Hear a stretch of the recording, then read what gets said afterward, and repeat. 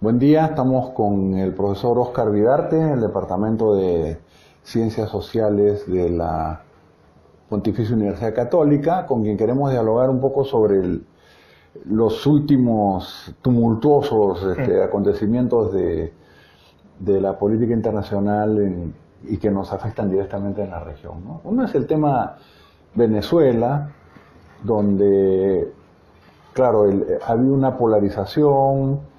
Se ha dado este reconocimiento por parte del Grupo de Lima, pero no se logró, digamos, una votación ni en la OEA ni en el Consejo de Seguridad de las Naciones Unidas. Entonces, digamos, lo que está apareciendo es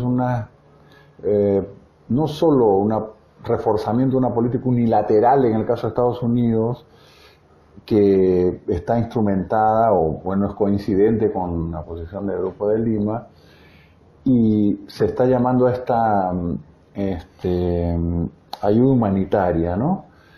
Pero esta ayuda humanitaria la tiene que llevar alguien. Exacto. Y al llevar a alguien, y si, como ha dicho el gobierno presidente Maduro, no van a entrar, y ya ha puesto estos obstáculos para cruzar la ayuda humanitaria, podría ser un poco la chispa que incendia la pradera, ¿no? Entonces, al margen de la posición que se tenga sobre el régimen de Maduro, ¿tú crees que el reconocimiento de Guaidó ayuda a una salida pacífica, o más bien puede estar contribuyendo sin querer queriendo, como diría el Chavo, a una salida violenta? El tema es complejo, y es complejo porque definitivamente lo que estamos viendo en los últimos tiempos es parte de una estrategia completamente articulada, digamos, que busca tanto externa como internamente sacar al gobierno de Maduro del poder. Hablar de estrategias articuladas no es necesariamente algo negativo, digamos, ¿ok? ¿Y en qué consiste esta estrategia? Es una estrategia articulada que implica, pues, gran presión internacional. Incluso el tema de la ayuda humanitaria, como tú bien lo has dicho, más allá de tener un contenido humanitario, tiene un contenido político, porque lo que busca es que los militares cedan ante la presión popular interna, con lo cual debilitas más al régimen de Maduro. De alguna manera creo que eso es lo que busca la intervención humanitaria, que sectores militares fronterizos digan, no, pues, tengo que admitir esta ayuda humanitaria, y eso debilite aún más y fracture las bases más sólidas del régimen de Maduro, que es el estamento o el establishment militar. Así que es una estrategia muy articulada que implica también una gran presión interna, porque acordémonos que después de las protestas en el año 2017, la oposición había quedado completamente fracturada. Fracturada debido también a la presión del gobierno. El gobierno persigue a la oposición, pero también es cierto que la oposición había mostrado muchas diferencias caudillistas y peleas entre ellos e intereses grupales que hacían imposible pensar en un frente único. Hoy la oposición no se articula en torno a un frente único, se articula en torno a la Asamblea Nacional y al líder de la Asamblea Nacional, que le daría un ámbito o le da un poco más de legitimidad. Que nadie conocía hace que 3 nadie meses. conoce hace 3 semanas, ¿no? Pero que le da un poco más de legitimidad, porque de alguna manera es la Asamblea Nacional electa, pues, en su momento democráticamente. Pero Así, las causales de vacancia señalan algunos, no califican para que asuma Guaidó. Sí, por eso decía, por eso hablo más de legitimidad que de legalidad, porque en cuanto a la legalidad habría que ver, pues, la Constitución y el tema legal. Porque hay de lado y lado, digamos, argumentos legales, ¿no? Sí, porque el tema legal no lo quiero tocar mucho porque es un tema más complejo. Yo hablo de legitimidad, una legitimidad que te lo da una comunidad internacional regional que claramente se ha mostrado favorable a Guaidó, y una legitimidad que te la brinda de alguna manera un rechazo que tiene Maduro hoy día, pues, bastante alto en comunidad Venezuela. parcialmente, ¿no? O sea, ahora, está claro que los intereses que tiene allí Estados Unidos, Sí. está claro los intereses que tiene Rusia y China, pero ¿cuáles son los intereses del Perú? O sea, ¿somos de la Liga de la Democracia Mundial? O sea, digamos, me parece mucho más nítido que tanto en la acción de política exterior están defendiendo sus intereses, y eso se entiende, ¿cierto? Que eso sea o pueda desembocar en meterse en los asuntos internos, o en un conflicto que nadie desea o pocos desean, pero digamos, ¿qué hace el Perú ¿Qué gana prácticamente, claro, parece que es su prioridad en política exterior. A ver, antes de contestar la pregunta, termino lo anterior porque falta una cosita que está vinculada a lo que está señalando, y es que yo también estoy convencido de que esta estrategia busca de alguna manera presionar y romper las bases del apoyo del chavismo, que básicamente busca fracturar el estamento militar. De ahí busca un golpe, ¿no? O sea, digamos claramente. De ahí, por ejemplo, la amnistía y todo esto, ¿no? Claro, alguien podría decir, hablamos de un golpe de Estado contra un régimen que no es democrático, habría que crear un nuevo término para un golpe de Estado contra un régimen que no es democrático. O sea, hay golpe de Estado contra autoritarismos, probablemente sí, aunque podría ser llamado desde alguna otra óptica de una forma distinta. Podría llamarse recuperación de la democracia en vez de golpe de Estado. Digamos, esto quedaría en... Pero hay como en dos o tres escenarios que ya le fallaron, ¿no? El primero, que era la toma de posición y esperaban que los militares se dividan, y fue un apoyo a la cúpula. Después fue el tema bueno, ya van varias semanas y no hay cambios, y todavía no hay el cambio. Ahora es el intento de la ayuda humanitaria, ¿no? Y amenazas que me parecen inaceptables, es decir, todas las cartas están sobre la mesa. Exacto. Que el propio grupo de Lima tenía que decir estamos en contra de una intervención militar. A eso iba. Yo creo que la posibilidad de una salida no pacífica es muy alta. Es muy alta de ambos lados, de ambos bandos. La violencia que se generó hace 2 años trajo consigo muertes que no solamente fueron de un solo bando, dicho sea de paso. Así que estamos frente a un contexto en el cual, pues, estamos viendo cómo los grupos paramilitares están formando parte de las Fuerzas Armadas en Venezuela a través de un pedido del propio presidente. Estamos viendo cómo algunos gobiernos de la región, hablo Colombia, Brasil y más explícitamente Estados Unidos, comienzan a jugar la carta militar. Estamos viendo cómo algunos países, cómo el tema se comienza a calentar cada vez más, y ya sabemos en el pasado qué ha sucedido en Venezuela, pues en escenarios de protestas y violencia. ¿Qué pasa si dentro del sector militar comienzan a haber fracturas como algunas que se vienen dando? ¿Qué puede suceder y qué puede devenir? También sabemos que el régimen de Maduro no parece ser muy proclive a dejar el poder. Tengo la impresión que hay también intereses que impiden que dejen el poder. Seguro. Entonces, yo tengo la impresión de que estamos frente a un escenario que no es tan fácil. Es decir, era muy fácil, yo veía con mucha frecuencia en los medios encontrar mucho positivismo. Yo soy sincero, hace 2 años todos pensaban que el régimen de Maduro y sigue en el poder. Y hoy también encuentro a muchos que dicen que el régimen de Maduro va a caer. Y eso va a ser mucho más complejo. Y tengo el temor de que más allá de que esta protesta en favor de la democracia, desde mi punto de vista, puede tener algún nivel de legitimidad, esto le genere un escenario de violencia con la pérdida de vidas humanas, que creo que podríamos estar caminando hacia eso, de alguna otra forma, con o sin intervención militar. Ahora, sobre los intereses del Perú, de lo cual también me preguntabas, yo la verdad es que yo no creo, en el discurso oficial es muy fácil resaltar el tema de la defensa de la democracia como un tema principista. Todos sabemos que esto es más, cuando se piensa en política exterior y los intereses del Perú o de los países, esto es más complejo, porque si fuera principista, pues probablemente podríamos cuestionar a China, que no es propiamente una democracia en términos occidentales, y no lo hacemos. ¿Por qué? Porque China es un socio importante del Perú en todos los términos, así que no es tan principista que digamos. Hay sectores que han cuestionado la democracia en el Perú. Inclusive. Ahora. Que lo están cuestionando. Exacto. Entonces, ¿qué hacemos? ¿Que nos intervengan o que alguien se declare presidente constitucional alternativo a Vizcarra? Yo tengo la impresión de que lo que hay desde la época del presidente Kuczynski es una lectura en torno a lo que puede significar para el Perú posicionarse como un líder regional en torno a la causa venezolana. Por muchas razones. En primer lugar, porque creo que el tema venezolano ha ido degenerando en una situación cada vez más grave. Creo que hay algunos indicios que nos permiten hablar, desde mi punto de vista, sobre todo lo vinculado con la Asamblea Nacional, de una dictadura. Y eso a mí me preocupa mucho. Pero más allá de ese tema, creo que también en la región ha cambiado completamente la región, a tal punto que hoy la región ya no está marcada por países que podrían ser cercanos a Venezuela, sino hay un cambio del color, del tinte político en la región.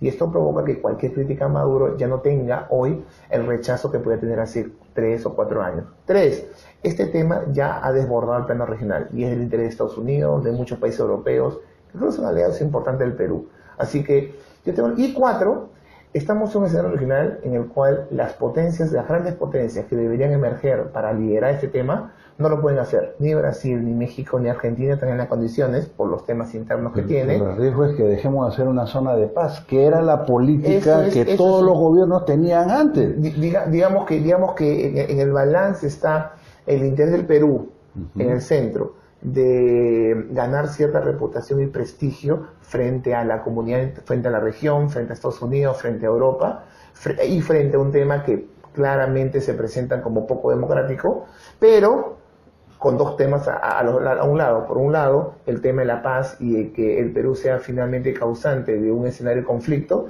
pero por otro lado, el tema de la democracia y que el Perú pueda ser causante de un retorno a la democracia en un país de la región, tema que en este momento gana muchos porotos en países que son aliados del Perú. Entonces, me parece que ahí, en ese triángulo se mueve la política peruana. De acuerdo.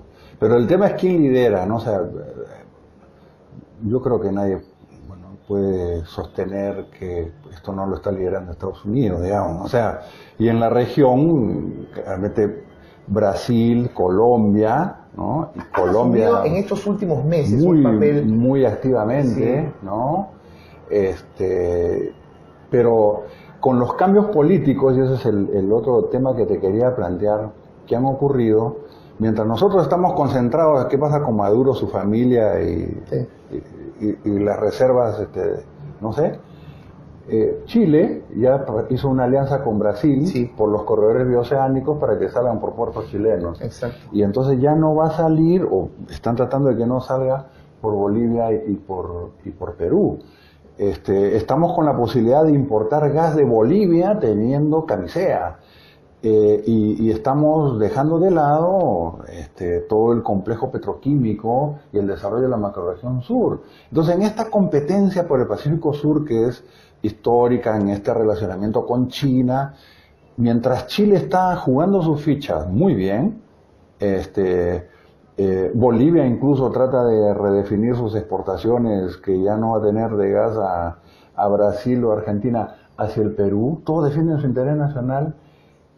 ¿Qué estamos haciendo nosotros, no? O sea, es cierto, o sea, la región cambió de signo, hay políticas, o sea, todo lo del regionalismo postliberal, los proyectos del ALBA, los proyectos de UNASUR, los proyectos de CELAC, que se están desmoronando en un contexto de cambios, y solo queda López Obrador y México como una suerte, pero López Bolivia, Obrador, ¿no? Claro, Bolivia, pero López Obrador pues está lejos, ¿no? Y México no tiene tanto interés. No tiene mucho interés, salvo la Alianza del Pacífico, se ha aislado del Grupo de Lima en la parte esta de la condena a Venezuela, ¿no? Y Brasil cambia. Entonces, Brasil, que planteaba ese liderazgo sudamericano desde el Mercosur, y políticas con un cierto grado de autonomía respecto a Estados Unidos, la alianza con los BRICS, entonces todo este escenario cambia totalmente. Sí. ¿Y cómo afecta al Perú? ¿Qué crees que deberíamos hacer en ese contexto? Sí.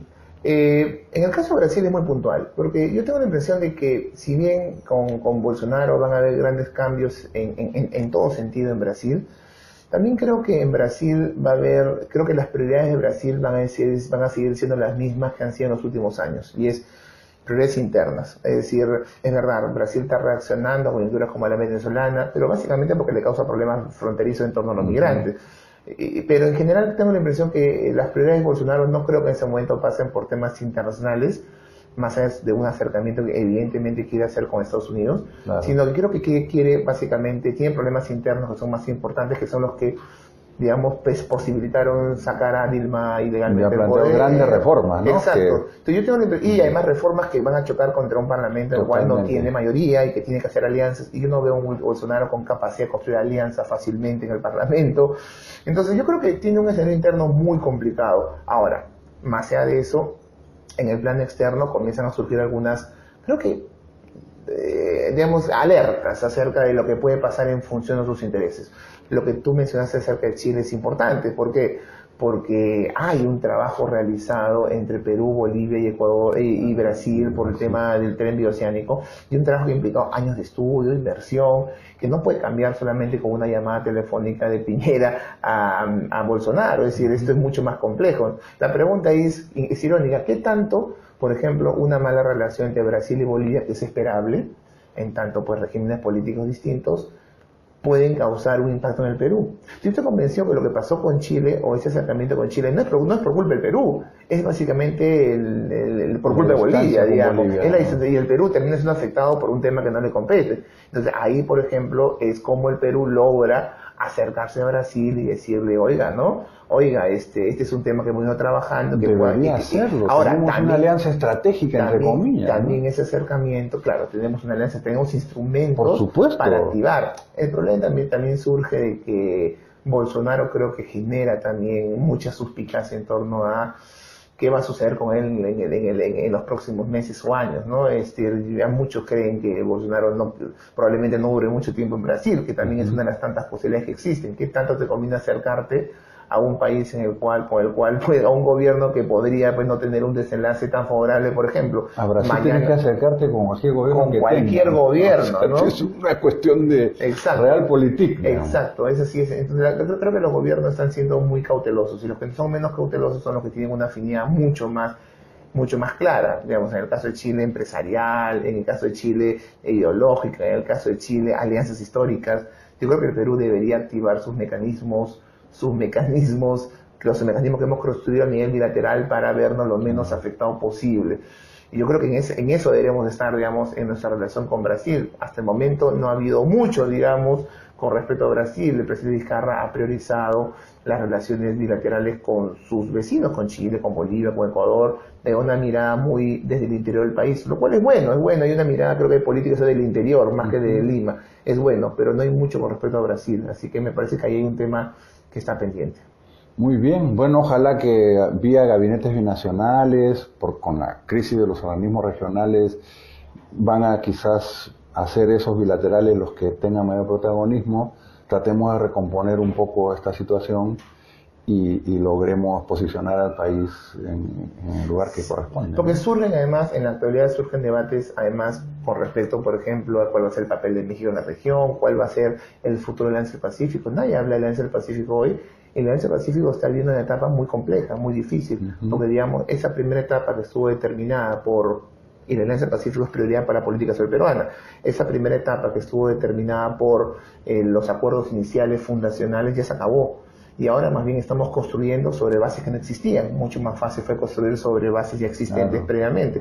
Y ahora que estamos construyendo sobre bases inexistentes es donde surgen las diferencias entre los estados. Y el desafío institucional, Tienes que crear algo adicional porque ya no bastan las coordinaciones interministeriales. La Alianza del Pacífico solamente es un instrumento, no es ni siquiera organismo, no tiene mecanismos institucionales, no tiene caras visibles para enfrentar a terceros. Seguimos siendo la sumatoria de 4 estados y no pues algo que tenga algún tipo de visibilidad y de alguna manera posicionamiento en el exterior. Y esos son los pasos que debemos dar: mayor institucionalidad, mayor integración, pero esos pasos ya comienzan a chocar contra intereses propios. Por ejemplo, los intereses de integración al Asia Pacífico de Chile y Perú son los mismos que México. Yo estoy convencido que no son los mismos. Entonces, ahí comenzamos ya a chocar hacia dónde vamos en el Asia Pacífico. Por eso creo que, y esto no es necesariamente malo, es reconocer que vamos a entrar a una etapa de desarrollo del Asia Pacífico mucho más lento, mucho más pausado. Si eso es considerado como un retroceso, yo creo que no. Yo creo que es parte natural, pero tenemos que estar preparados para nuevos escenarios. En un escenario de crisis del multilateralismo regional, la Alianza del Pacífico podría caer dentro de este saco de fracaso de la CELAC, de fracaso de Mercosur, y creo que pensando en los intereses de Perú, al Perú no le convendría eso. No le convendría, porque además el comercio intrarregional en la Alianza del Pacífico es menor que a todos los otros que están en crisis. Entonces, es terriblemente menor. No hay comercio intrarregional. Entonces el desafío es sumamente gigantesco, ¿no? Bueno, Oscar, muchas gracias por tus reflexiones y seguimos debatiendo sobre estos temas del país. Gracias.